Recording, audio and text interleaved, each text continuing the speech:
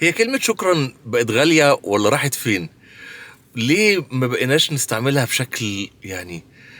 انا افتكر وانا صغير كان كده لو واحد وقف لواحد في الشارع وعداه يقول له شكرا، لو مفيش حاجة تتقال كانوا يسلموا على بعض.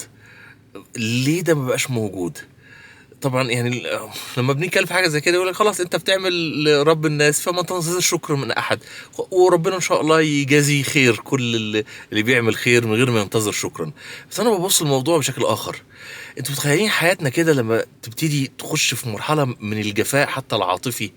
يعني فين السلام؟ السلام؟ يعني مسلم على بعض؟ فين شكرا لحد يعني عمل لنا حاجه حلوه؟ فين الابتسامه الحلوه؟ يعني الابتسامه اللي في وش اخيك صدقه. راحت فين؟ يمكن الناس مهمومه، يمكن عندها ظروف صعبه، يمكن عندها تحديات مخليها يعني متألمة حزينة.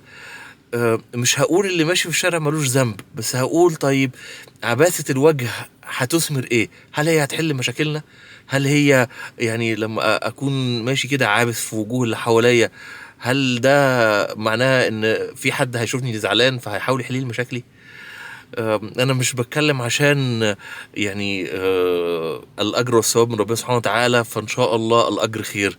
انا بتكلم عشان يعني نرجع كده بعض الحاجات البسيطة جدا في حياتنا اللي تأثيرها كبير جدا علينا. متخيل كده لما بتمشي تلاقي واحد مبتسم في وجهك، لما تعمل حد حاجة ويقول لك شكرا، لما مفيش اي حاجة وتمشي وحد يقول لك السلام عليكم ازيك اخبارك ايه. حاجة بسيطة، تخيلوا تأثيرها هيبقى علينا عامل ازاي. من المواقف المهمة جدا في حياتنا ان احنا نبتدي نستعيد البسمة على وجوهنا، ونستعيد رؤيتنا للبسمة على وجوه الآخرين. وشكرا.